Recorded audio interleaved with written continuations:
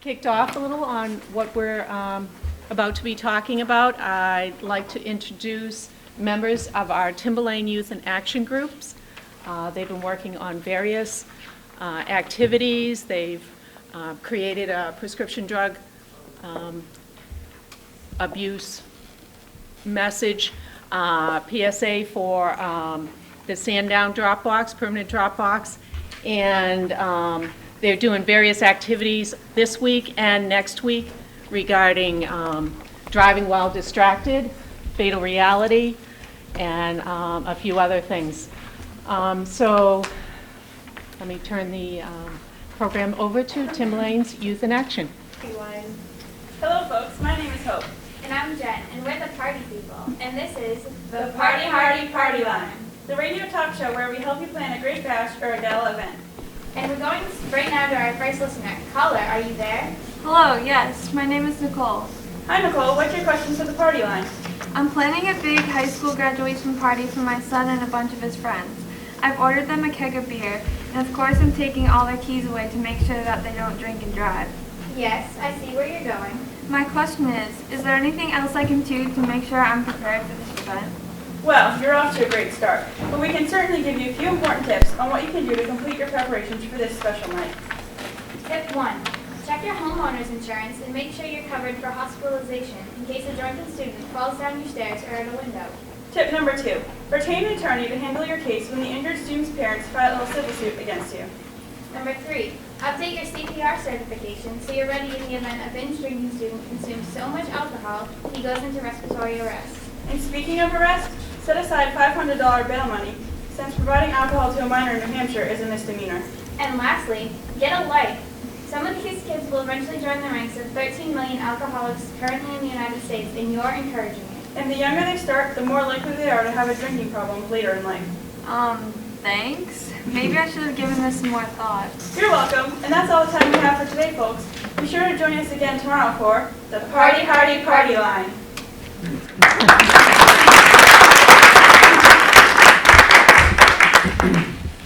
Thank you, ladies. Nice job. So tonight we have let's see, I had to dig for these. I was freaking out there for a while. We have a panel of experts. We have, I'll start over here, Cindy Cole, who's a registered nurse, a SANE nurse, which is a certified sexual assault nurse examiner, is that correct? Correct. Okay. And she's been at Exeter Hospital Emergency Room since 1999. Next to her, we have County Attorney Jim Reams from the Rockingham County Superior Court. He's been an attorney since 1998, serves on the Board of Governors of the New Hampshire Bar Association, member of legal counsel for the ICAC Task Force, which is the Internet Crimes Against Children, member of the board for the NDAA, National District Attorney Association, and current president of the National District Attorneys Association. Next to him is Tim Lena from our own Student Assistance Program, counselor at Timberlane High School. He has 24 years of experience of substance abuse in the intervention field. Next to him, we have Deputy Chief Kathleen Jones from the Plastow PD. She's a member of the Plastow PD since 1984 and has been assigned to and a supervisor in both the patrol and detective division. And let's see, lost my place. She has spent several years working undercover narcotics cases involving the purchase of illegal drugs with the New Hampshire Attorney General's Drug Task Force and the New Hampshire State Police Narcotics Unit. She's also spent 6 years as a DARE instructor, which led to the positive interaction with the community in the school district. And she's, more importantly, you're a mother of an 11-year-old. And It's tougher than this job. and taking away time from being at her band concert. So we thank you all for coming here tonight. And tonight, we have Sean Fitzgerald, who is the Plastow Town Manager. He's been the Plastow Town Manager since 2008. You came on board right before the ice storm. Did, 2 weeks before the ice storm. Jeez, trial by fire. It was a baptism by fire and ice. Absolutely, and Sean will be our moderator for the evening. What we're going to be doing tonight is he'll be reading scenarios. Some of these, actually most of these, pretty much have happened in our area, and then he will be fielding them to our panel of experts, and then we will be opening up the evening for any questions you might have over a particular scenario. You have questions, please feel free just to, it's an informal area here, so please just ask any question that you may, and I'll turn it over to Sean Fitzgerald. Thank you, Pamela. I'm very pleased to be here. I'm here as the Plastow town manager, but I'm also here as a father. I have a 2-year-old son, and last year we held this forum at Plastow Town Hall. What we are going to talk about tonight is of life and death importance. We have a wonderful community. We have a wonderful town. Plastow enjoys a great quality of life. And we live in a time that is really extraordinary. Many of us will live to reach 78 and a half years old. We live in the highest life expectancy times in history. But sadly, there will be some of us that won't live that long, and some of us will see young teens be buried before their time. And we're here tonight to make a difference. And I'm here tonight to encourage others to really talk about how important it is that we recognize the problems that we face as a community. I don't want to go to another wake or a funeral for a 16 or 17 or 18-year-old that is preventable. I'm 40 years old and I've been to too many. And I want to urge parents and students to take what we are going to talk about tonight seriously, and to bring this conversation back to your homes and back to your sports teams and to your community groups and civic groups, churches, and other places where we can make a difference, and a powerful difference in shaping the lives of our friends and neighbors and the people that we love. So I'm going to start with a scenario, and I'm going to pitch it off to our panel of experts. So scenario one, a scenario that many of us have been involved in or have experienced. A group of approximately 30 students are in the basement of a home. It's 11 p.m. and the parents are in the master bedroom upstairs. There are sliding glass doors from the basement to the backyard, and teenagers, ages 14 to 19 years old, are coming in and out, drinking alcohol and smoking marijuana. On the first floor, there are various couples hooking up. Specifically, there is a very intoxicated 15-year-old girl involved in sexual activity with a 19-year-old boy. The police department has responded to a noise complaint, and they are ringing the doorbell. So the first question is, when can the police enter a house? And I'm going to ask Deputy Chief Jones to field that. If we arrive at that residence, we have a complaint, we knock on the door. If we see anything, intoxicated youngster or someone that we feel is under the legal drinking age, we see evidence of alcohol, we see students, we do have the right to go in. Okay, it's in plain view. They open the door, it's in plain view to us, we have the right to go in. And that's for the welfare and the safety of the everybody in the home. So we would have the right to go in at that point. So, so if you see, if you don't see or smell evidence, and just see what appears to be intoxicated teens, do you have the ability to go in? Yes, we do. How about what if you just see teens engaged in sexual activity? Again, you need to, again, life and safety comes before anything else. If I feel the teenager is underage or the officer can articulate, and County Attorney Greens, please correct me if I'm wrong. He's probably the expert there. I would have the officer err on the side of caution as long as they can articulate. If you've got a 15-year-old, looks young, a 19-year-old boy, at the very least, you want to ask the girl a question. You want to say, are you here willingly? Do you want to be here? You want to make sure she's safe. Yeah, so it comes down to, in some ways, not surprisingly, the police officers can investigate any crime that's happening right in front of them. As the deputy mentioned, plain view. There's also a couple of other responsibilities that they have, and that is one of the big ones that comes into play here is what's called community caretaking, which is sort of a little different from investigating crime per se, but it is to make sure that the health and well-being of people is protected as much as the police can do that. So here you have a situation where there's a possible, maybe a felony sexual assault because of the age difference between the 15-year-old girl and a 19-year-old. It's right on the line as whether it would be a felony or possibly a misdemeanor. Nonetheless, to the extent it's occurring in full view of the officer, they have, not only can they do that, but they have the obligation to make sure that somebody isn't being sexually assaulted. Technically, in our society, if you're 15 years old, you have no legal right to consent to sex.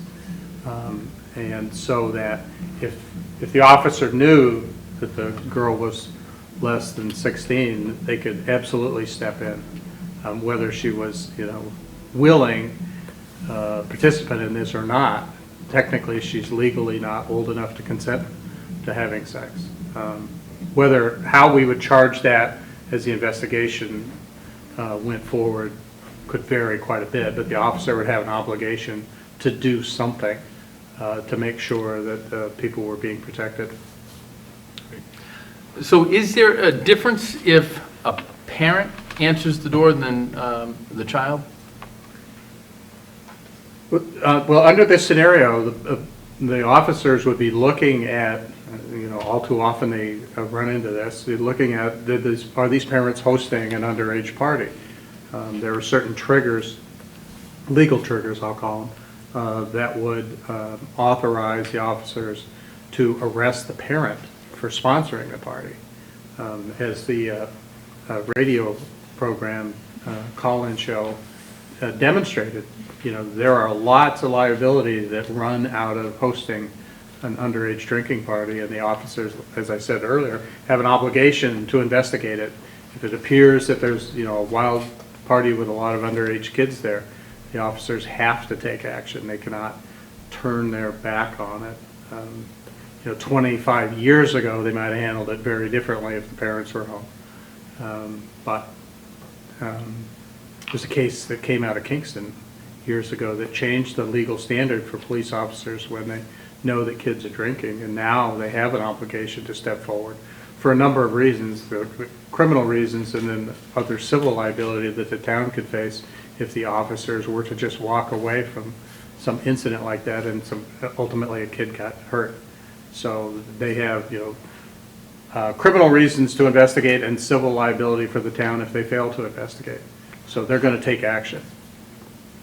And a few years ago, there was nothing, in my career anyway, that you saw against the parents. You would do what you need to do with the kids, but now there's actually a statute about facilitating an underage party. And if the parents are there and you can link them to the party and link them in any way to providing anything, the parents are going to be arrested and charged now. There's an actual statute that deals with nothing but that. If you're facilitating an underage party at your home or underage drinkers, you're going to be arrested for it. And there's an actual statute that's geared just toward that. You may have noticed, I think it was last spring, 2 college professors from Harvard got arrested here in New Hampshire because they have a summer place in New Hampshire, and they authorized, a high school binge party for the kids, and the 2 professors got arrested as a result of that. A couple of kids went in the hospital too from consuming way too much alcohol, which is how the police department. It's typically somebody like Cindy ends up with the carnage, and it unfolds from there. The hospital gets involved, the police department gets involved, and then ultimately prosecution gets involved. When we're all done, then Tim tries to clean it up later on. So that's a very standard scenario that we see way too often, where some kid ends up in a hospital and you find out it's a drinking party. I think you have to keep in mind, too, that if you change the ages slightly and say it's 2 16-year-olds or 2 17-year-olds, and one is obviously impaired, you lose your right to consent to sexual activity when you're under the influence. So even if the ages were different and they were the same age and they were of the age of consent, you cannot consent when you're impaired. So it does become a case of sexual assault if you have one of the kids involved that is obviously impaired. And so that changes the scenario as well. Sure. So in this scenario, the parents were upstairs, and we didn't really know whether or not they were aware of the party. So does that matter? And what responsibilities would the parents have if they were unaware? How would that affect this situation? Well, legally, we call that the ostrich defense, stick your head in the sand. It doesn't go very far. If it's their house, they have an obligation to know what's going on there. The police walk up and there's this, the boom boxes are blasting or the stereos are blasting and the kids are drunk all over the place and falling off the decks and things like that. There's, we're not going to tolerate a parent saying, I didn't understand. I didn't know that was going on. It's like, the police knew what was going on the minute they pulled into the driveway, so how could the parents upstairs, legitimately claim that they didn't know what was going on? This part of the obligation of being a homeowner is you have to know what's going on in your house when it's so obvious. Sure. So what specific charges could be made on the teens? Well, you could have minors in possession of alcohol. I think, like everybody on the panel was talking about, potential sexual assault, felony, depending on that situation. For the parents, it could be the underage, facilitating an underage party at their residence. So can the teens be brought to the police station? And what would happen to them if they are? Well, even the teens in that scenario, that we're not going to be charged with anything, even if they, anybody that's there, and the police go in a situation like that, everybody's going to the police department, and their parents are coming to get them. Nobody's walking away from that situation, because the police aren't going to try and make some discriminating decisions about who only had one drink and who had too many and things like that. Everybody's going to the department because their parents are coming down and getting them. Some of them get charged, some of them may not get charged, but they're going down to the department until a responsible adult can take custody of them, even if they're not being charged, because the police know they were in a situation they should have never been in. They probably at least have some alcohol on their breath. We're not giving breathalyzers to everybody to see, how much for the most part. But everybody's going to sit there and call their parents, or the police are going to call their parents and make them come down and get them. And sometimes those are long waits because the parents are quite a ways away. But we're not releasing these kids to some other friend. We're releasing them to their parents for a couple of reasons, liability reasons, and it's a time for the law enforcement to have an interaction with that set of parents about what their children are doing, to ascertain, did the parents know that they were doing that? It's just, it's an educational opportunity for the kid and for the parents. And each police department is different, but I know in Plasto, even if you're not charged, you're brought in under protective custody, and you will be fingerprinted and photographed, and there will be a file kept on you at our police department that, possibly someday someone could look at. You now have an established record, even though you were not arrested. You have a paperwork trail at the police department. And they could also be charged with possession if there was internal possession in the state of New Hampshire? Yes. Yep, state of New Hampshire, the minor possession includes internal possession. You don't have to have the beer cans in your hand. They can be nowhere around you, but if you're intoxicated, we will charge you with internal possession of the alcohol. So how does the use of these substances at this age affect the judgment of the individuals? Well, certainly. Not too expert. Developmentally, adolescents are at a pretty fragile age. I mean, there's no other time during the lifespan that the person doesn't develop more rapidly, psychologically, socially, emotionally, physically. It's a very tumultuous time just for the adolescent. And their sense of reason and judgment is actually not fully developed yet, even in the brain. So the sense of, hey, this will never happen to me, that logical extension of abstract reasoning has not been fully developed. So kids tend to think that, hey, I'm invincible, it'll never happen to me. Just developmentally, that's where they're at. And certainly, if you add alcohol and drugs to the mix, that sense of reason and judgment is even more impaired. And so kids do end up placing themselves at very high risk.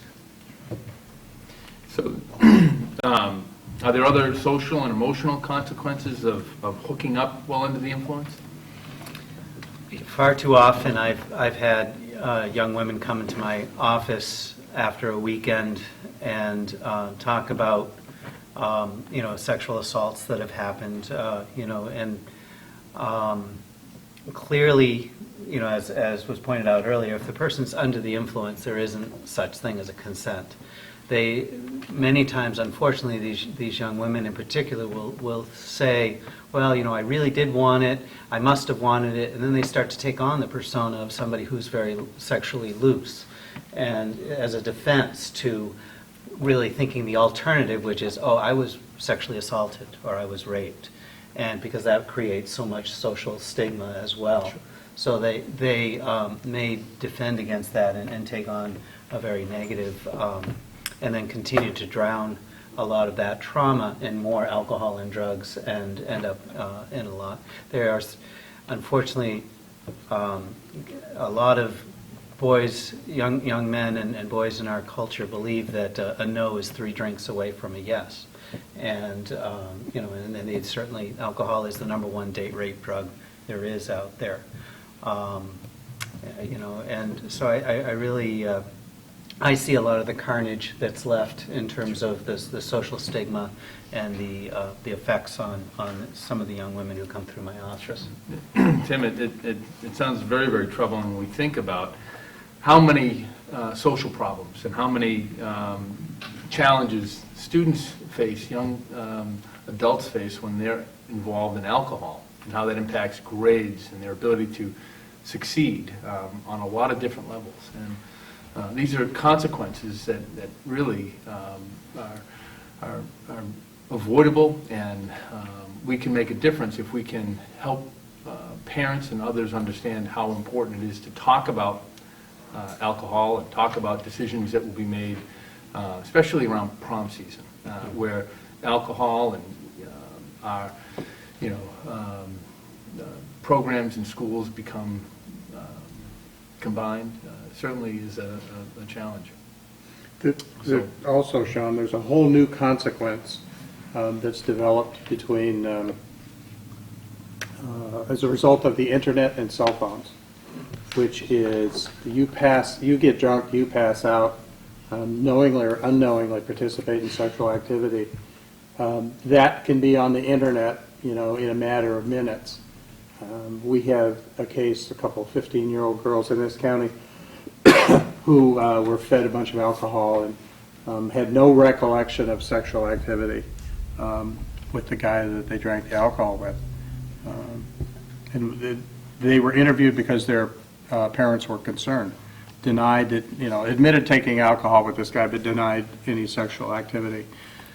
A few months later, we discovered that he had videotaped everything, and it was and he had put it on the internet. Those young women would do anything to get that off of the internet. They asked us to, can we get it off the internet? No, it's out there. We can, who knows how many hard drives it's saved on? Who knows where it is? There's no way that we can get that off the internet. And that's a whole new consequence that never used to exist, and it has long-term effects. In some ways, longer-term effects than many of the other things that we're talking about, because you can't get it back. So it's there to haunt you for the rest of your life, and that's absolutely brand new, and it's happening all the time. There's whole websites devoted to, drunk teens. And it's those sorts of videos that are being uploaded by somebody. And, the cell phones are sort of now broadcasting and talking about how quickly you can put something on Facebook. You know, the two guys jumping out of the airplane, and one guy, his phone is so good he can put it on Facebook instantly. Well, I mean, that's the world we're looking at, and it's, you know, that is becoming easier and easier and easier every day. So that's something to really think about. You also have the potentially lifelong medical complications of sexually transmitted diseases, things like herpes, chlamydia, gonorrhea, unplanned, unwanted pregnancies. And so those decisions that happen very quickly under the influence of drugs or alcohol can have a physical impact on a developing teen that will last them forever. And the issues that arise from those things, like depression, anxiety, suicide goes up after these type of events happen, can also have an impact that lasts the entire life of the teen once they develop anxiety and depression associated with drug use, alcohol use, and the decisions associated with STDs and unwanted pregnancies. Great. So we'll move on to our next scenario. Taylor, a high school junior, gets permission from her parents to have a few girlfriends over. As the parents are walking out the door to have dinner at a friend's house close by, they lay down some ground rules, which include no drinking, no smoking, no using the car, and no boys, to which their daughters agree. The girlfriends show up, but they're not alone for long. To Taylor's dismay, a car horn announces the first of several small groups of high school friends and acquaintances who arrive with an assortment of beer, hard liquor, and marijuana. Beer drinking games and binge drinking games are witnessed in the living room, and a pair of teens smoking pot are found in the kitchen. In addition, one girl is noticeably impaired on the living room couch with a boy who proceeds to take her upstairs to lie down and to be alone with her. Taylor's parents call to say that they will be home early. Taylor goes into overdrive, yelling at everyone to get out. The couple that had been upstairs comes down, both still obviously impaired. Taylor tries her best to dissuade them from driving, but they leave together anyway, announcing that they will be okay and that they do not have to go too far. The couple get into a car and crash shortly after leaving Taylor's house.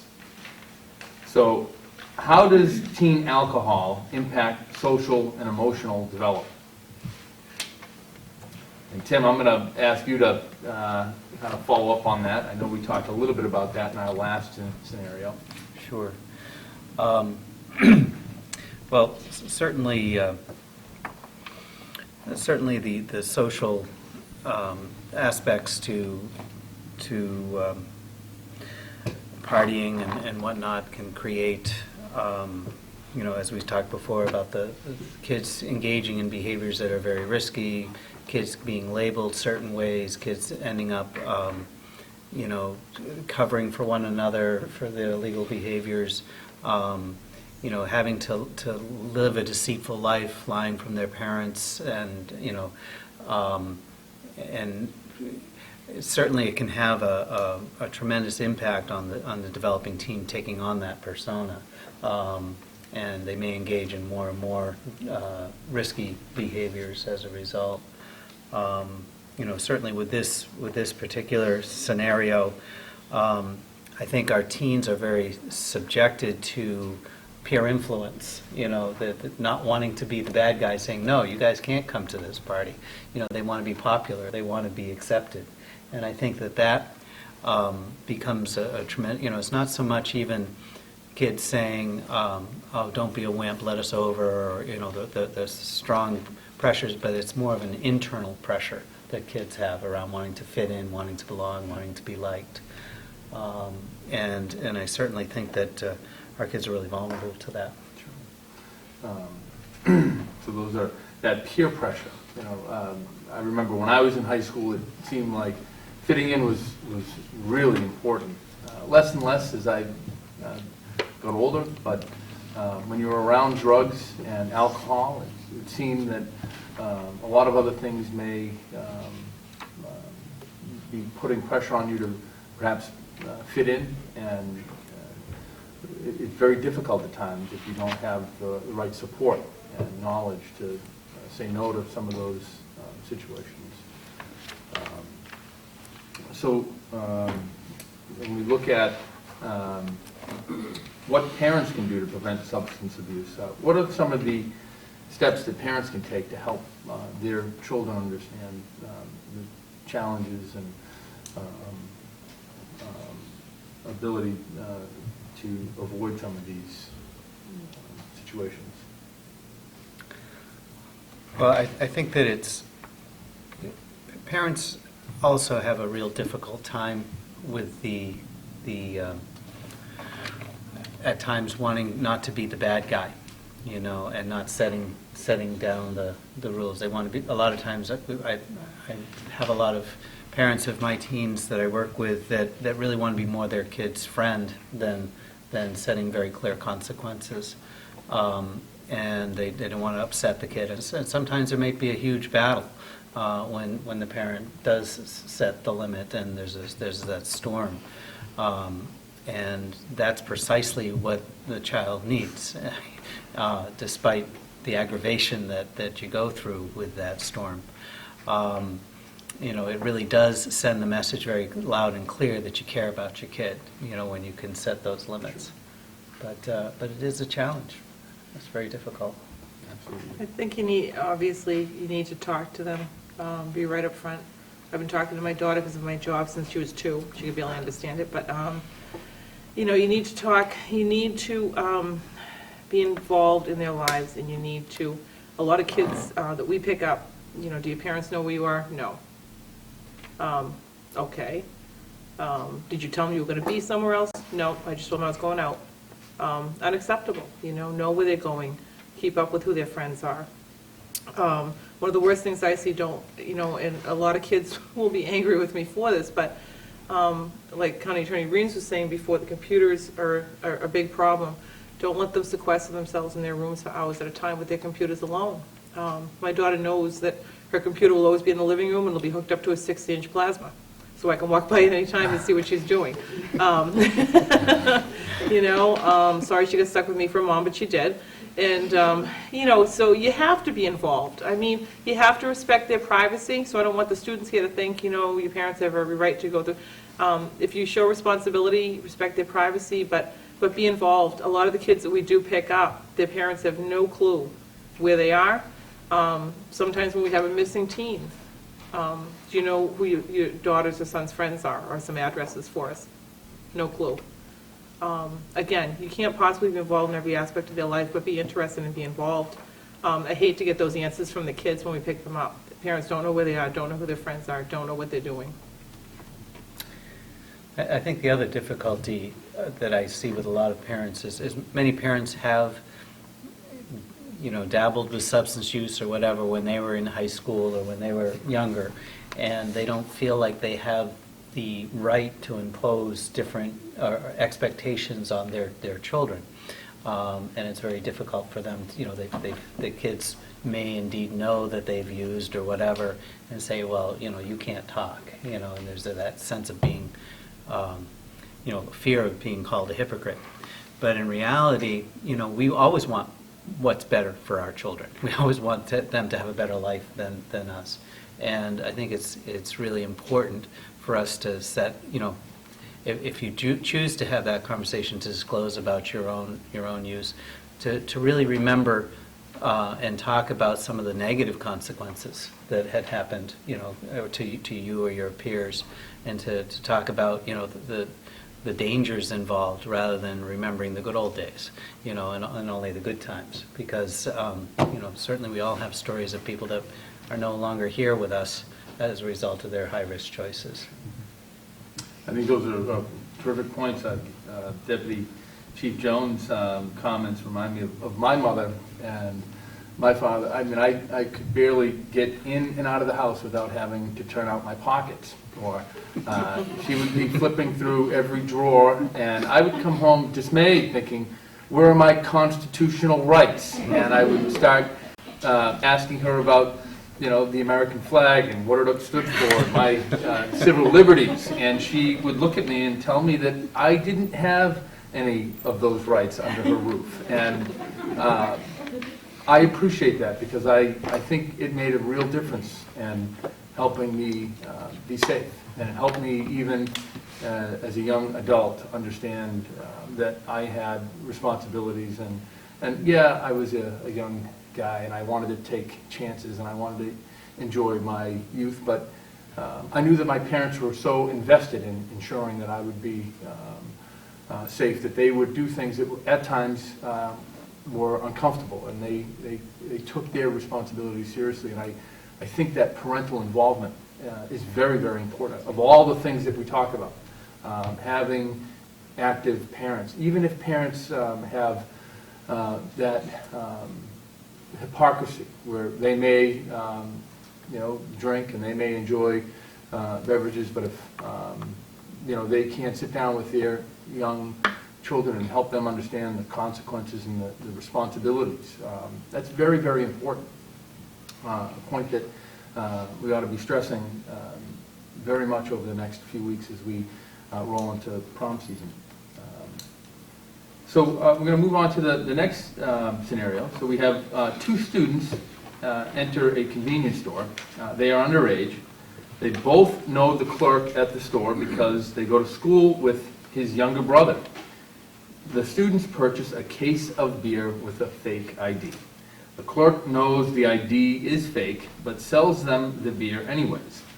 As they are leaving the store, police officer stops them and asks to see the ID. At this point, the driver hands him the fake ID, and the police officer sees his real license under it. The student knows that they are caught. So, Deputy Chief Jones, what are the penalties for an altered license, a fake license, and for using somebody else's license? Strictly going by the book, your first offense, $500 fine. Second offense can be up to $1,000 fine in court for using a false ID. If you loan your license to someone else and they use it as a false ID, you stand to lose your license for at least 90 days, or your right to operate in the state of New Hampshire. I think over the past 10 years, the Registry of Motor Vehicles has gotten much more involved with things like minors transporting alcohol, things like that, and the penalties. The worst thing you can do, let's face it, to a 16-year-old is take away their license or the right to drive once they earn it, or delay it for them. So that's been a big consequence that the registry has picked up with the laws, I think. If you agree with that? Yeah, which has been a great enforcement tool for police anyway. So. If you're the teenager in this scenario and you get caught, you can almost count on losing your driver's license in today's world, because it's Division of Motor Vehicles' opportunity to try and get your attention as to where this will lead to if you don't learn in a hurry, so that you can almost guarantee that you're going to have your license taken away. The Division of Motor Vehicles of course they keep the statewide statistics of how many kids get killed in accidents and how many people die as a result of alcohol on the highways and things like that. So they're very cognizant of the consequences, and so they've really, in the last, say 5, maybe 10 years, they've really cracked down on it. And teenagers, it's just, there's no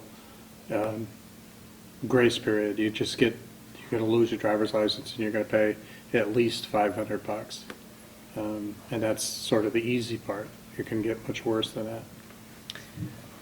And I just want to put in a plug for our local businesses here in Plastow. They do a very good job of carding underage buyers. We, in our youth risk behavior survey, we show only 4% of our students who drank report having received getting the product themselves at the local alcohol outlets. So, which means they are getting it from older adults, from older siblings, from, in some cases, unfortunately, even from well-intentioned parents, who take that, like that scenario up front, you know, I'm going to at least keep them safe in my house. I'll take the keys and, you know, and keep my eye on them. You know, they have best of intentions, but in fact, what they're doing is clearly placing their children at high risk. Sure. That was a great point. Are there penalties for teens under the age of 16 that would be important to understand? Well, there's an additional layer of issues that come up, which is the juvenile court system, which is, at least that piece of it is non-public, but it's still a consequence that a teenager may have to deal with and work their way through the juvenile court system. That won't necessarily follow them into adulthood, but it's just one more layer of headache and consequence that can flow from that type of behavior.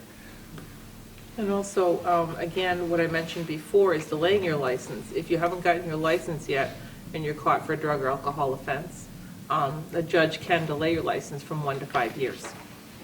So they would not allow you to even apply for your driver's license until you're 21. I have a question. What happens to the clerk who sells the alcohol to the minor knowing that the ID is fake? So you jumped it. That was my next question. But that's a wonderful question. I'm impressed that somebody would have it. Well, there's sort of two layers to that question. The way that that's regulated is it's whoever has the license to sell the alcohol, the owner of the store, who's really at risk. And what typically happens to a clerk that sells to somebody underage for the first time, not knowingly selling to them, but just accidentally, failure to check the thing, they're going to have to go to a liquor commission training course to raise their awareness, make sure that they understand how, what identification to accept, how to interpret that identification, things like that. But the real penalty is on the establishment itself, the licensee, as they're called by the state. And they can lose that license. They can have it suspended. If they've had any prior history, whether it's with that clerk or any other clerk in the last 4 or 5 years, they're going to be shut down for a while. And then there's sort of the next level that the licensee has to be worried about is we have statutes that allow us to charge them criminally for their conduct if there's somebody that gets injured. This is one of the few counties where we've actually used that against, restaurants over-serving. One was Margaritas in Exeter, where a guy came out of Margaritas so drunk that he fell down in the parking lot. A woman who saw him called the Exeter Police Department. By the time the police got there, he had, managed to pull himself up, get in his car, and drive away. 100 and some yards later, he got in the first in a series of accidents. We charged Margaritas because this guy was so drunk, and the testimony about his conduct was so dramatic, and the time relationship was so close that we were able to prosecute Margaritas. And I could have taken their license to ever dispense alcohol permanently, which I didn't do. I wasn't really doing it for that reason. I wanted to wake up the industry, that they have a role in this, and they have some responsibilities, and the Liquor Commission laws that apply to them can't be ignored. So we didn't take their license permanently, but we made them pay a big fine, and then we used that fine to do a bunch of anti-alcohol ads. And within, 3 or 4 hours after it made the newspapers, I got a call from the Association of Restaurants here in New Hampshire, wanted to know if they could come down and talk, because we did get their attention. We've done 3 restaurants in Rockingham County so far. And it's really gotten their attention. I mean, we put Fat Bellies in Portsmouth was one, Margaritas is one, and we still have one more pending. But really got the attention of the industry and the Liquor Commission, because nobody else was willing to do it. And we said, if we can prove it, we'll do it. And if we prove it a second time for any licensee, we will take it away permanently. And I think it's changed their behavior. So, and one of them, we had 2 young men die as a result of the amount of booze that they drank in a restaurant. And they got about 4 miles down the road before they plowed into a tree at 85 miles an hour.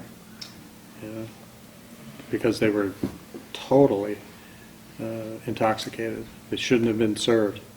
And they were served all evening long.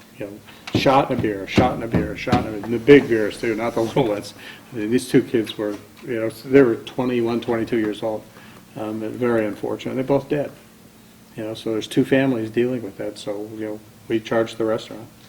But that's a sort of it's a layer that's always been there, but it's been kind of ignored until I guess it was about 2 years ago we did the first one, and it's no longer ignored. They take it pretty seriously. We get their attention now. So. Question? I'd like to address the attorneys. One of the comments that I hear occasionally is, we tell the teenagers if they drink and drive, they're going to get in trouble. Yet, it's broadcasted on our news networks of adults that have been arrested several times for drunk driving, and they still have their license. Is there any reasonable explanation that we can give the younger generation to understand why the older generation can get away with it and they can't? Well, there's been a huge sea change in society's tolerance for that kind of behavior. So all the statutes and all the penalties were changed maybe 10, 15 years ago to make it much more draconian than it used to be. I mean, it used to be very standard in New Hampshire in the 70s. If you were drunk and you were driving and you killed somebody as a result of that, you got a suspended sentence. You were, negligent homicide, suspended sentence, 5 years of probation, no jail time. You might pay a fine. Well, Mothers Against Drunk Driving, Students Against Drunk Driving, society's tolerance for that ended, and so everything was changed. So the horror cases you see in the newspaper that drive us all nuts, and somebody's got 8 convictions. Many of those are old convictions, but we've really ramped it up in terms of our response to that. So now people, same behavior that was getting a suspended sentence in the late 70s, now gets 5, 6, 7, 8, 9 years in prison. New Hampshire State Prison, not Rockingham Jail, but the big house in Concord, which is not a pleasant place. And so we've changed fairly dramatically our response to it. So it's a little misleading when you see some of these articles in the paper. Of course, we also get the benefit of being on the border of Massachusetts, and they have a little bit different system than we do. And so people read the Boston Globe or the Herald, and they think because it's that way in Massachusetts, it must be that way in New Hampshire. There's a big difference between the states. I'm not saying one's better or worse, but there's a big difference between the states. But society has changed, law enforcement has changed as a result of that.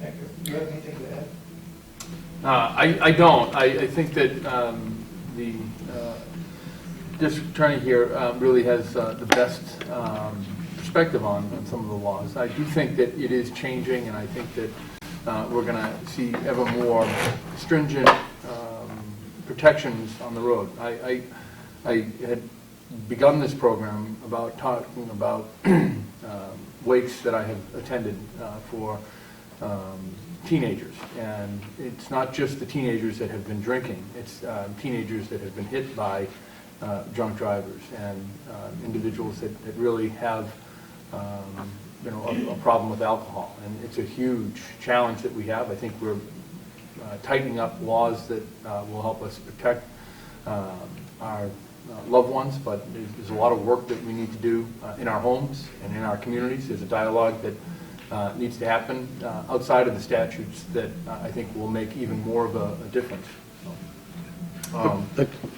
If you don't mind, Sean, I also want to point out to you that one of the other things that we've done is law enforcement has become very proactive on some of these things.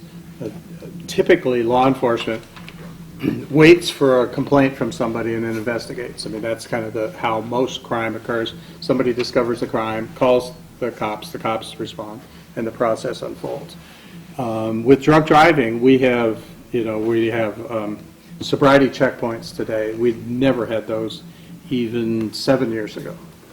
We have, they call them wolf packs sometimes, where we'll get Plastow, Kingston, Epping, Newton, all the surrounding towns will agree that on Saturday night, everybody's going to have an officer on the streets looking for DWIs. And we do that, sort of roving. We'll do the Seacoast one weekend, do down here one weekend, do 101 one weekend. And we typically advertise those. We actually put ads in the paper saying, we're going to be doing this stuff, because that has an effect on the behavior of smart adults. And it's not just to warn them about it, but the incidence of DWI generally falls when we do one of these events. The sobriety checkpoints, we stop cars, every fourth car that comes up 125, for example. We stop them for about 2 minutes maybe, and it's a script. It's very, there's training the officers go through so that this happens very quickly. Ask for their license, have they been drinking? If there's no reason to think that they haven't, off they go. Bing, bing, bing, bing, bing. So there's not a huge interference with those people who are driving down the street who haven't been drinking. And the last thing they do is they give them a postcard. Please give us your comments about this procedure. Those postcards come back 95, 96, 97%. The public thinks that's a great idea, that law enforcement is being proactive to try and stop DWIs. And you don't notice it, particularly if you're drinking, you don't notice it. But if you're standing there on the side of the road at 1 o'clock in the morning and a car pulls up, you can smell alcohol 10 feet away. I've been standing in Portsmouth where we did this one night, and at 1 o'clock in the morning when all the bars are closing, and you could smell the cars coming. You knew people were drinking in those cars. We pulled one at Auburn, and this smell of alcohol just rolling out of this car. The driver says, I'm the designated driver. Everybody in my car is trashed. Get out of the car. The guy gets out of the car, does all the tests. He was absolutely right. He hadn't had a drop to drink. Everybody else in the car was loaded. But that's okay, that's the way you want people to be. You want a designated driver. If you go out to dinner, somebody has to, be willing to do that, or you don't drink. It's a lot of fun being the designated driver. You can tell the people the next day some weird things. Well, many of the restaurants will also let a designated driver, if you tell them it's a designated driver, all the coffee, all the soda, whatever they're drinking that night is free, because it makes sense for the bars and restaurants to encourage that as well. So, we've become much more proactive on some of that stuff. Yeah. Let me just address the designated driver for 1 second, then we'll get to you. One of the things that we have seen, though, in terms of, there was a big push in the 80s around designated drivers, and that was with Mothers Against Drunk Driving, and it was then called Students Against Drunk Driving. We've now changed that name to Students Against Destructive Decisions. One of the reasons for that is that we saw in the research, when we had designated drivers, that increased the binge drinking of everybody else, and we had other related accidents, the kids dying of alcohol poisoning and other forms of accidents. So, just because we're harm reduction in terms of not having people die on the roads necessarily, they're dying other ways too. So it's definitely something to consider. And I'm sorry, you had your hand up. I wanted to back up for a second to that second scenario with the party where the kids' parents had left the house, and it happened after the parents were gone and dissolved as they were on their way back. And thinking about how do you prevent that scenario, and it seems like in that case it was really up to the kid and the tailor where the house was. And so the question is, how do you equip a kid to deal with a situation like that, where there's kids coming in they don't know, but there's friends too, and it's kind of slowly getting out of control in their own house. We've actually had situations, it's happened a couple times that I know of, where that's happened. It started getting out of control, and the actual kid has called the police department and said, I don't know what to do, I need some help. And we've gone, and we'd much rather go and deal with it, and kudos to that kid for calling us. That has happened in the past. And One does the thing. kid face, do they face interrogation, do they face consequences from the police? I would defer judgment to my prosecution, but I would certainly vouch for that child and say, hey, they did the right thing, let's help them out here, so. The other option is to, as a parent, is you tell the kid, if this starts changing, I agreed to have 5 of your friends come over, and as long as they live by these rules, if anything changes, you call me. Now, what that does is, if you're a parent and you get the call that all of a sudden a party's busted out, you have an affirmative responsibility to call the police department. Because if you don't, you've now, signed on to a kid's party, and you're responsible under what we call guest host. So, it makes it easier for the kid to call you than to call the police, probably. But, that puts it all on your shoulders for you then to call the police. So then Yes. you've got to act, and then Yes. then you get Yeah. that call. For a host of reasons. Yes, ma'am. Two things. First thing real quick, not only being a parent of a Timberland student, I'm also a teacher at Wyndham Middle School. And one of the things that I always tell my kids, because I'm a health educator over there, is text your parents. Nobody notices, they do it real quick. Call me or whatever. Boom, boom, boom, they do it. Parents know. Have something set up that if I text a word to you, you know that I'm in trouble and take action. That's the first thing. The other thing is, with the couple in the car crashed shortly after leaving the house, would the parents be legally responsible at that point if they were not in the house? If they had no knowledge, probably not. Would they get sued? Probably yes, By the parents? by the parents of the But children. there would be no legal recourse per se, like you wouldn't be able to press charges or anything like that if they had no knowledge. You sort of have to understand, when people are filing lawsuits in today's world, what they're really looking for is insurance policies. Okay. So the passenger in the car can sue the kid who's driving the car. Say he's got a $100,000 limit on his automobile insurance, and the passenger has $500,000 worth of hospital bills. Well, they're going to be looking for some other insurance company, and they're going to sue the homeowner, just in the hope that that insurance company will throw them some extra money. And so you're going to get dragged into civil litigation, whether you had any knowledge or not. You're still going to get dragged in there, and your insurance company is going to be defending you. So that's today's world, unfortunately. And under the underage statute, the police would have to prove that the parents had some knowledge or did something in furtherance of the party. So even if the parents weren't there, if we get there and the student says, yeah, my parents bought us a couple of cases to have a good time, then they went out to dinner, I would criminally charge them. But if they truly had no knowledge of it, probably would not.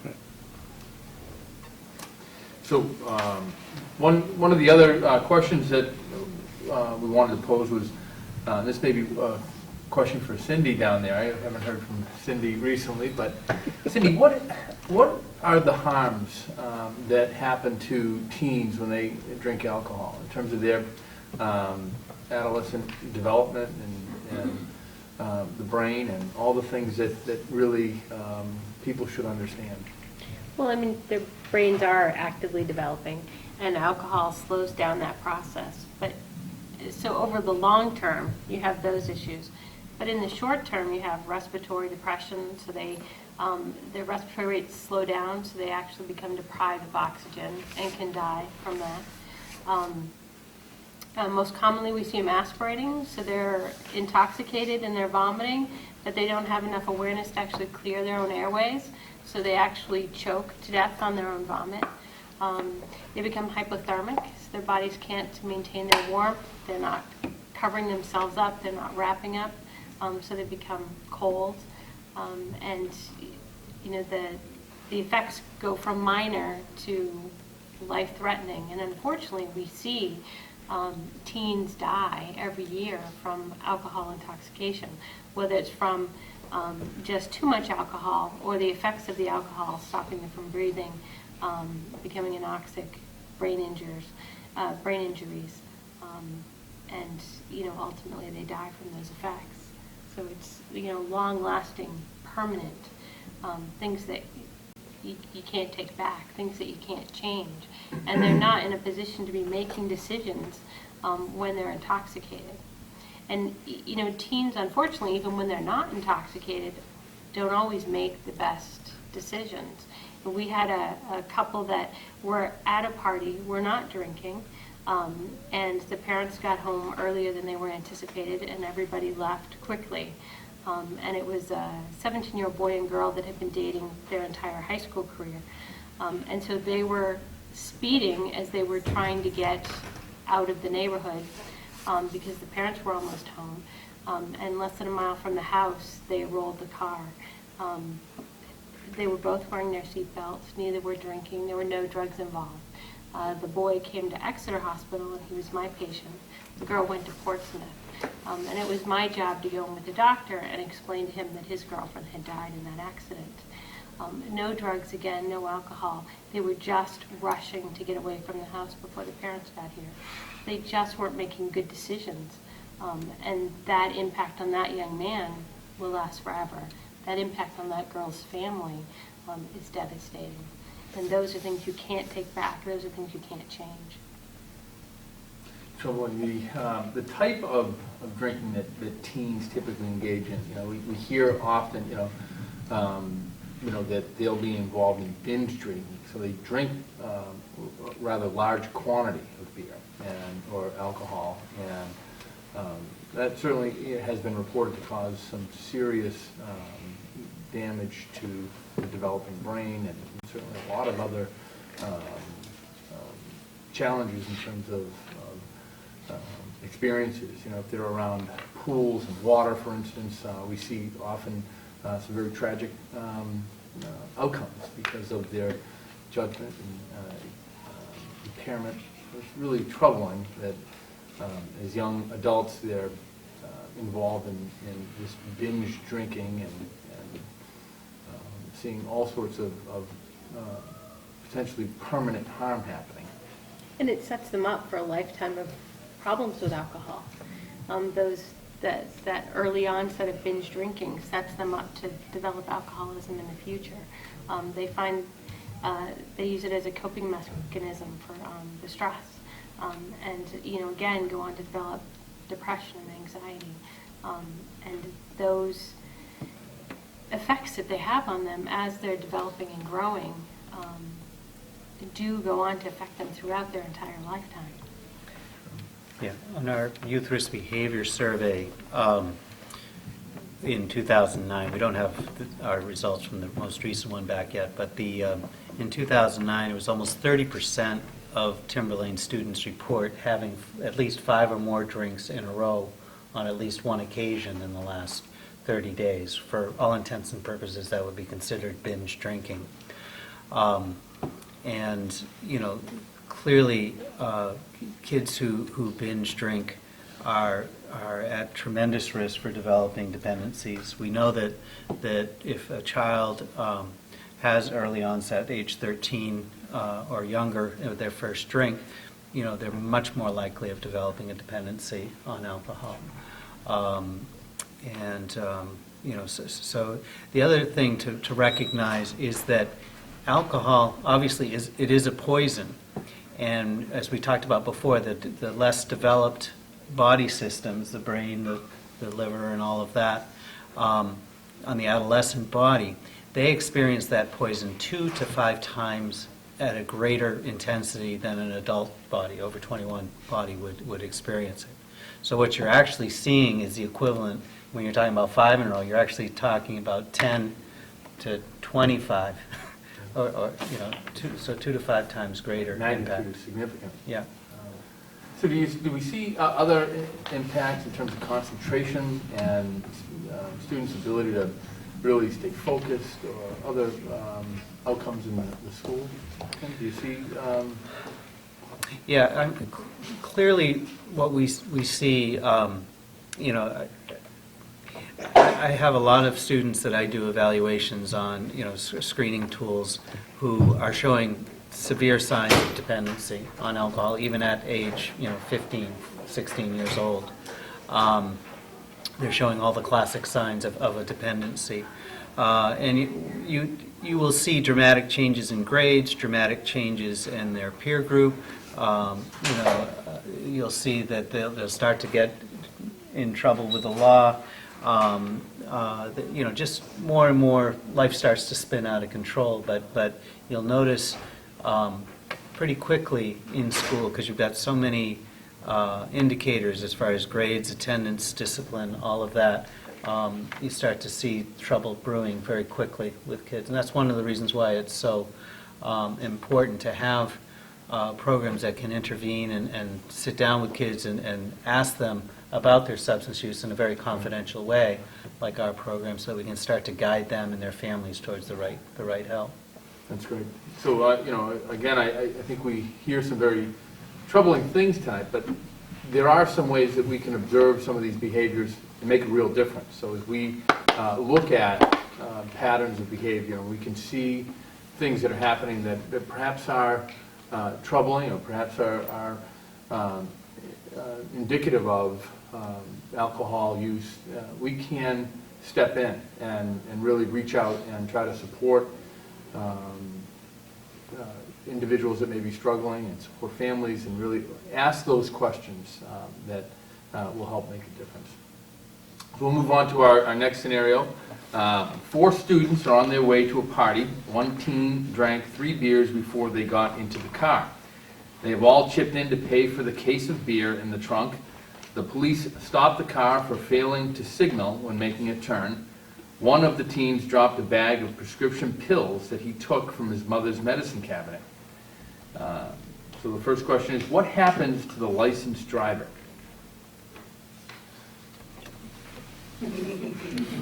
No. Click, click. Yeah, absolutely. The licensed driver, you know, is responsible for what takes place in their car, whether they've been drinking or not. It's, you know, again, the officer walks up to the car. If the pills are in plain view, that's obviously an indicator. The officer's going to go further with that, take everybody out of the car, search the car more. Everyone in the car will be held responsible, but the driver of the car is held more responsible. They're supposed to be know what's in the car, know what everybody's doing in their car. But the driver is going to get, has to deal with transporting alcohol on top of everything else, and that's, for a teenager, it's another one of those mandatory loss of licenses. The question is how long they're going to lose that license for. But if you're the driver and there's alcohol in that car and you're a teenager, you're walking. You know, that's almost guaranteed. Any judge will do that. In addition to all the other stuff that you're going to have to deal with, you know, as the driver, you have, as the deputy said, a heightened responsibility, and so you're going to pay for it if you've got, you know, alcohol in your trunk. So how is it determined if the teens are under the influence of alcohol or marijuana? Testing. The officers will do field sobriety testing on them if they believe they're under the influence. There's a couple different things. If they're brought back to the station, it could be breath or blood.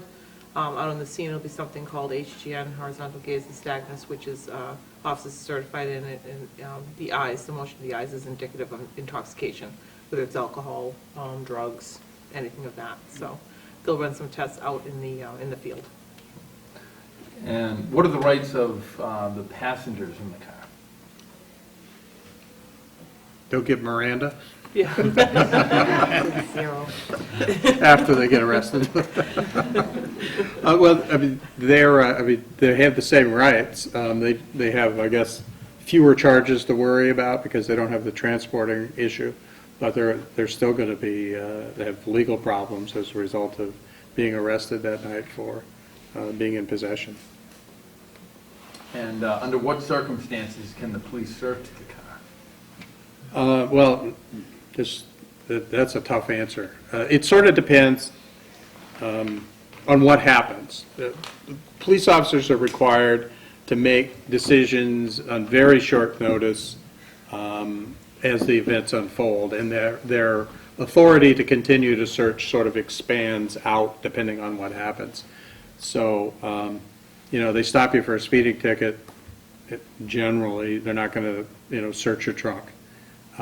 They stop a bunch of teens that have been drinking, and the pills dropping on the ground, things like that, all of a sudden now the police officers are authorized by law to take more and more steps. As I said, they have the community caretaker issue that they have to deal with in addition to possible criminal charges to investigate. So it's sort of it's a continuum from they have no right to search your car in some circumstances to complete rights and obligations to search the entire car, depending on kind of what happens. There's no real easy solution. And, we, as a society, we ask police officers to make some pretty amazing decisions on short notice. It's not unlike the SEAL team that went in and shot bin Laden. I mean, that stuff is happening in real time, and they're having to make decisions in real time. It's not as simple as it sounds, and it's certainly not as easy as it reads in law books. But, we're fortunate here. They're fairly well trained. They get it right 99% of the time. But we ask a lot of them, and fortunately they do a pretty good job of it. But it's a sliding scale completely of what they can do under the circumstances. We're seeing a big increase in prescription drug abuse on the Seacoast specifically.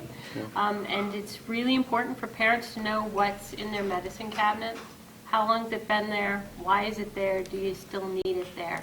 If your kids aren't interested in it, one of their friends may be, and they have access to your restroom and the medicine cabinet's open and looking for what's in there. So just really be aware of what's in your medicine cabinet. Have those conversations with your kids. My feeling is trust your children, but verify. Calling their friends, parents, having those conversations with your kids about what you expect from them and what to do when they find themselves in a position they can't handle. And their comfort level with being able to talk to you when there is a problem is huge. So you just got to talk to them constantly about what's out there. That's a very good point. Tim, I'm sorry. I was just going to mention that, we just had a very successful take-back day with the DEA to take back prescription drugs that were unused. I was going to brag about that, too. Yeah, That's great. yeah. And we also have in this district at Sandown Police Station a permanent drug box where you can go. Any of the towns serving Timberlane community can go to the Sandown Police Station any day of the week and drop off. So Deputy Chief Jones has been working on behalf of the town of Plastow, and we supported that take-back initiative. And Plastow turned in 62.5 pounds of drugs just 2 weeks ago. I think it was one of the largest turnovers. I think of 62 pounds of drugs. Think of all the vials of drugs. I would encourage everybody to go back and talk to 2 or 3 or 4 or 5 of your neighbors and friends and get rid of the drugs that are in your cabinets. They're being taken by our teenagers, and they're using drugs. See, what happens when you use drugs that aren't prescribed to you, and what are the consequences? It ranges. Today I took care of a young man that actually is at risk of losing his arm from an abscess from injecting prescription drugs. So, we're constantly seeing these superbugs that are causing infections. And we know that you can get tremendous amount of infections from injecting medications. And the most common one everybody thinks about is HIV. And HIV is out there, and it's in our community. Hepatitis. MRSA, methicillin-resistant staph infections are running rampant in our communities. The ultimate consequence, which is death from overdose, and we see that every day in the emergency department. Every single day, someone comes into the emergency department with one type or another of associated illness from prescription drug abuse or non-prescription drug abuse. And unfortunately, all too often we're seeing death of 16, 17, 18, 20-year-olds from using drugs that they're stealing from their friends or their family, or drugs they're acquiring on the streets that someone else has stolen. We had a program just a couple years ago with a former principal from Timberlane High School and his son, who had become addicted after some surgery on his shoulder. He had some pain medication and became addicted, and his life dramatically went down the tubes as a result of that. So it can happen even using the drugs as prescribed. You know, people can start to develop dependencies, and it's a very short step from using the Oxycontins and the Percocets to realizing, hey, I'm spending all this money for the pills, and heroin's so much cheaper, and before you know it, they're up to a 30-bag-a-day heroin habit and injecting it. So the tolerance develops very quickly, and people get down on a very slippery slope very quickly. The medical profession does a lousy job at talking about the risk of addiction when we hand out prescription pain medications. You know, someone comes into the emergency department and they rolled their ankle and they're sent home with a prescription for pain medication. And rarely do you hear the doctors and the nurses talking about the risk of addiction, even from short-term use. And rarely does it happen from short-term use. But if you're someone that's injury prone or you've had surgery and you know the healing process takes a while and you're on those medications, that addiction happens. And you know, partly I feel like we're to blame for not having those conversations with our patients. But society as a whole needs to know that it's also an issue, and when they're taking medications, what the risks are to that. And we need to get the word out there that even short-term use can cause an addiction to develop. Especially if you have family history that makes you more vulnerable for addictions, and abusing the substances can lead to that.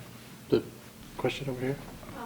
Just a statement. I'm involved with the DEA Take Back event, and also I've been working with the Sandown PD with their permanent drop box.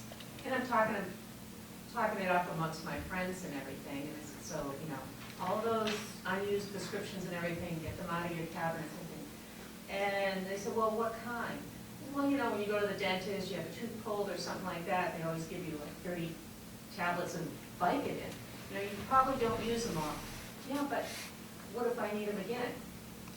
Well, they'll prescribe them again. Get the ones, but they had, you know, a couple of my friends, I was just surprised, they had Vicodin, oxycodone, all kinds of drugs in their cabinets, afraid to throw it out because they might need it again. And I said, but it'll get prescribed in your body, in your accident, or your need for it might change, and it might not be the right prescription. Why are you holding on to this stuff? And they went, yeah, I guess, but it's that, you know, I might need it, or, you know, you don't want to throw something out that's still good. But surprisingly, they have a ton. And Sandown, by the way, since February has collected over, I think now she said about 7,400 pills in Sandown. 7,400 pills. Right now she has to count every single pill that comes in and identify it. So 7,400 pills. One thing that teenagers tend to do as well is they'll pass those things on to each other. They don't have a clue what they're giving to each other, frankly. Right. And we've had instances where, and you can really get in a lot of trouble for this. You give a handful of oxycodones to a friend. You give them to a friend because you think you're being a friend. They take those and die. You can be prosecuted for, it's called dispensing drugs, death resulting. We've had three or four prosecutions in this county for that, where one person gives somebody else some drugs, whether it's for money or not, and that person dies, we just start walking back up the chain. I mean, obviously we want to get to the top person that's making all the money, but we've done that successfully, and so the person who's giving it away or selling it for whatever they paid for it can be in a world of trouble real fast if whoever they give it to dies of an overdose. We actually had a kid who was trying to hide some drugs from the police. He got stopped, and he had them all in a baggie. So he swallowed the baggie, figuring it would pass through his system. It didn't. The baggie dissolved, and he died about 5 hours later. You know, he was 18 years old, if I remember right, 17, 18 years old. You know, never saw it coming. Nobody ever saw it coming because he did this. You know, he was at his mother's house when he died, in the middle of the night. So you know, those things would seem to be harmless at the time can have incredible consequences, legal consequences. Yes, ma'am. You had mentioned that non-prescription drugs are also abused. What are some of the non-prescription drugs that are most commonly abused? How are they abused? What should we be conscious of as parents? You know, I think of the things like the cough syrups and Yeah. the sort of cold medications that are out there. And then there are the street drugs, cocaine, heroin, you know, that aren't prescription but are being abused. And sadly, you can probably go in any high school in this county and buy heroin, which is just stunning to those of us who grew up when heroin was this sort of inner city ghetto thing that you just couldn't imagine ever happening in New Hampshire, and now it's available in every high school. Even plant seeds for your garden, things for flowers and what have you that are abused and used to substitute for drugs.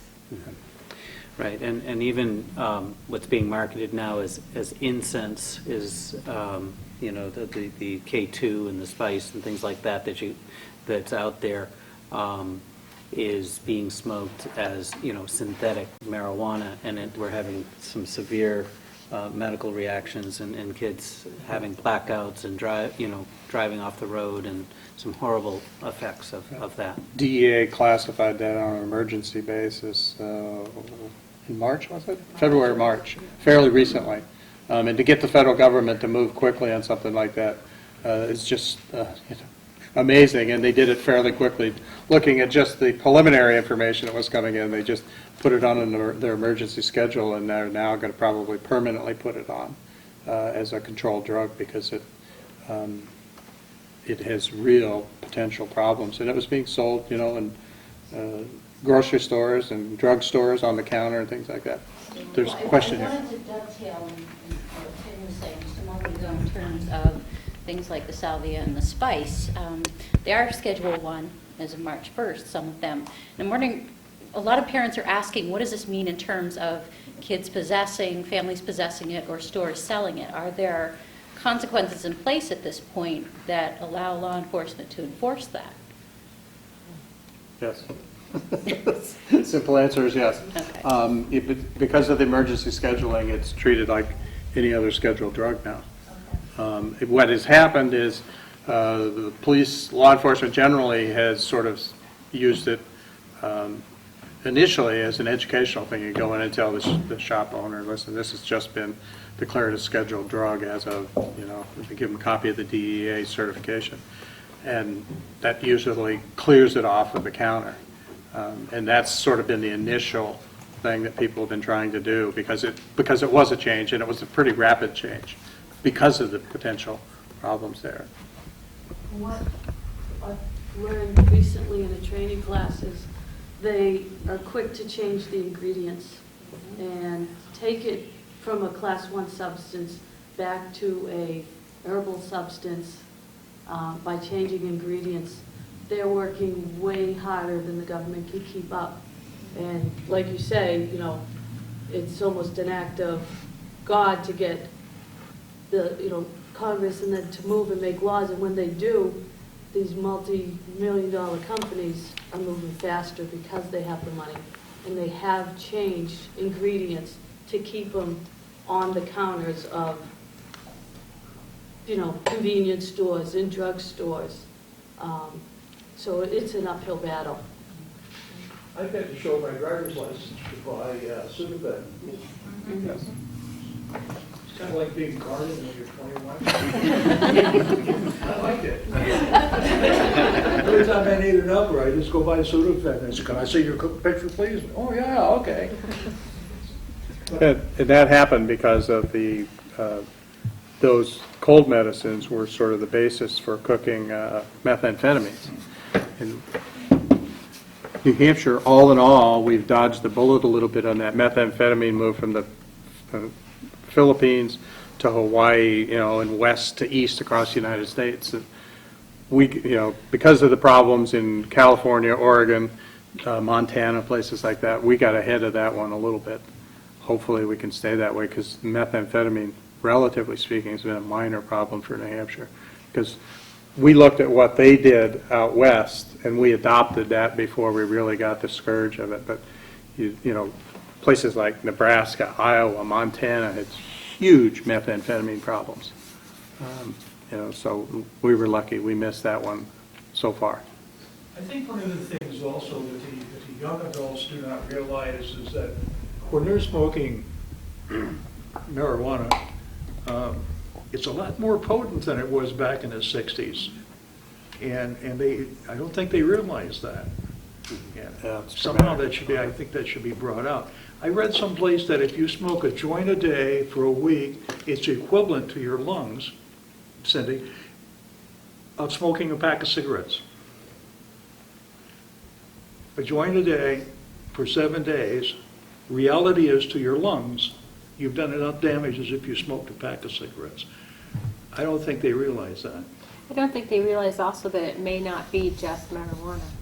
And so often there are other ingredients that are added to get people addicted so that they continue on using other substances. I stopped. The other big issue with marijuana, I have a lot of kids that I work with that say, oh, well, I drive better when I'm high. I pay more attention. And that's very much a pervasive attitude among a lot of our kids.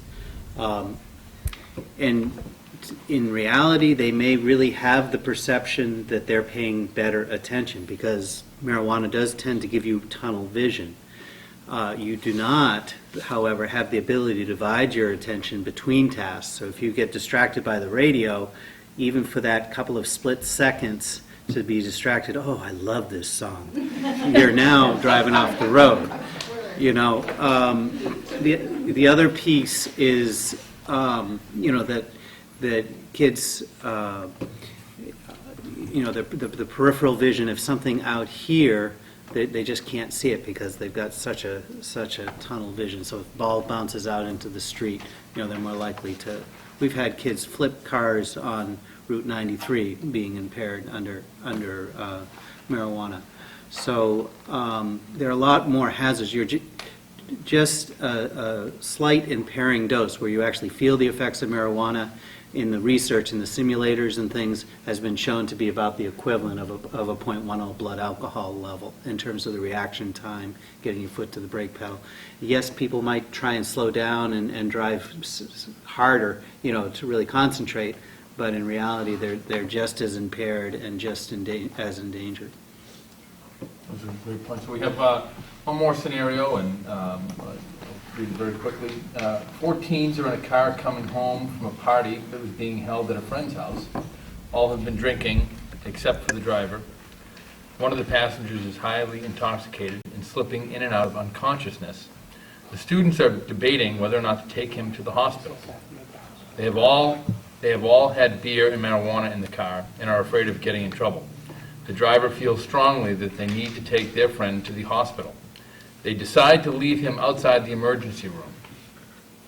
So the first question is, what is alcohol poisoning, and what are the signs and symptoms, and how much alcohol causes alcohol poisoning? I'll ask Cindy to... That's a lot of questions. Yeah. Everybody metabolizes alcohol differently, so the level that one person tolerates might be very different for someone else. The lack of change in or altered mental status or becoming unconscious, vomiting, all of those are signs of alcohol poisoning.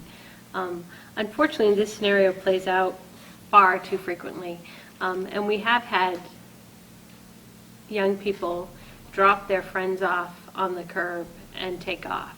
And so, we're not there to get people in trouble. Fortunately for us, we're not the police, And our goal isn't to call the police and tell them that you've been drinking or doing drugs. Our goal is to help you and make you better. So, if you need to take a friend to the hospital, to the emergency room, bring them in. Let us know they're there, because we don't want to find them out on the curb the next time somebody happens to walk out the door. And if you could just tell us their name, I don't want your name. I don't really care who you are, and I'm not out to call your parents. But I want to know who that person is that I'm going to be taking care of, because we have flown young people with alcohol poisoning to Boston without knowing their name. They're a John Doe or a Jane Doe, and those are names we use at least on a monthly basis, if not a weekly basis, in the emergency department. So we have no one to call to tell them that we've just flown this person to Boston, and their life is at risk. So if you're going to take care of your friends, bring them in and tell us if you know what they've taken, because that can help us treat it. There's a lot of drugs that we can reverse if we know what it is we're reversing. And there's a lot of drugs that we can treat, again, if we know what we're treating. So if you know what your friends have taken, if you could just tell us. Again, we're not going to call the police and report you. We just want to know who they are and what they've taken so that we can take care of them. Several years ago, we had a young person whose friends didn't want to bring him to the hospital, so they dropped him off at home. He died of hypothermia on a summer evening on his own front porch. Just because they didn't want their parents to know they were drinking. So they dropped him off, and they took off, and he fell asleep on the porch, and that's where he died. So, simply telling somebody that your friends need help is all it takes to get them help. And you can always come to the emergency department and ask for help. And in the state of New Hampshire, you can come to the emergency department and ask for help for drugs, alcohol, STDs, pregnancy without parental consent. So if you come in and ask for help, I don't even have to call your parents. We can provide care for you confidentially without parental consent if you come in asking for help for those type of issues. Can I ask a question on alcohol poisoning to Cindy? Sure. Scenario, please correct me if it's incorrect. A body's limitation, when a person passes out, that's the body's way of saying that they've had enough, that they can't take any more. And if any more was actually administered to that person that passed out, they would actually die. Oh, absolutely. And often, part of the alcohol in your system isn't even metabolized yet. So when you're binge drinking and you're drinking to get buzzed, or you're It's still impaired. The body's trying to metabolize that alcohol. Right. And you're trying to continue to drink to reach whatever level it is. And I have no personal experience, I can honestly say, with being intoxicated, but you see people binge drinking, they're trying to achieve some level of intoxication, and it takes the body a while to metabolize it. So there is still alcohol in their gut that's waiting to be metabolized by the time they pass out.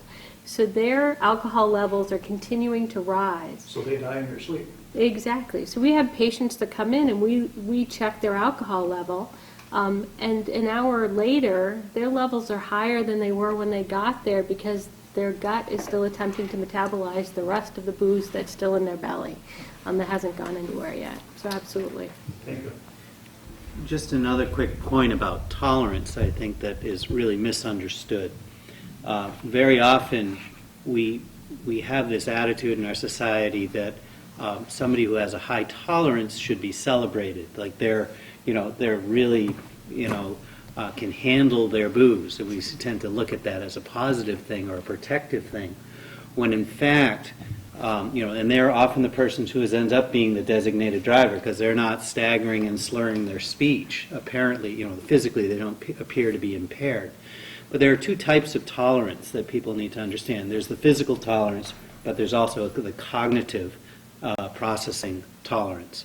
And the people who appear to be not, if they've downed a six-pack, but they don't appear to be under the influence, their cognitive tolerance is just as much as impaired as somebody who doesn't have that high tolerance. So when they're behind the wheel, there's going to take a much longer time to get their foot to the brake pedal. They're thinking in a fog, even though they're not speaking with slurred speech. So And the problem is that they're less sensitive to the danger that they're in, because they believe that they're fine too, and everybody around them believes that. So, and that's just not the case. So. Terrific points. Well, that really ends our time tonight. I want to thank the panel. I think we've had a terrific exchange of information. Want to recognize Cindy Cole for her excellent leadership. Tim Lena has been great, our extraordinary county attorney. Jim, you're out and about. I see the papers, and I think it is important for us all to recognize that his leadership is helping us protect the lives of our youth and helping us understand that we can all make a difference. I want to thank Deputy Chief Kathy Jones and Joan Marsilia, our school resource officer. We have a great police department, and we are here to try to help make a difference in the lives of our young adults and our teenagers. I look to you as leaders, as parents, to continue this dialogue and to help us really bring this conversation back home and out into the community. We can make a powerful difference. Being a teenager is among the most wonderful years that we have. I enjoyed our youth. Let's avoid having a loss or a preventable death. This is an important responsibility we have. There's no higher purpose that we have in public life. So with that, I want to thank Pam Santa Fe. Pam, do you want to come up and say any closing remarks? Well, I'd just like to thank the panelists and Sean. You did a fabulous job. I'm a poor substitute for some others here, but I'm very happy to be here. So thank you. You did a tremendous job. I'd like to also thank Kate Delfino and Eisenberg from the PTSA. We were trying to partner on a topic involving our youth. And maybe it's because we're all parents, and prom and graduation season evokes a lot of different emotions. They should all be happy emotions, feelings of pride, but unfortunately, as parents sometimes, it's also a time of anxiety. We're fearful of what might happen while our kids are out there celebrating all their accomplishments. So the fact that you're all here tonight and getting information that perhaps can help protect our youth and make this a happy event without any incidents, I applaud you for that and thank the PTSA. In your packet, there's a little yellow evaluation form. If you can fill that out, that's for our benefit. And I thank you all, and good night. One last thank you, Timberland Youth in Action. Skid here, you guys are amazing. Yes. You're welcome to come to Town Hall and use our stage and turn that into a half an hour program. So thank you all. Thank you.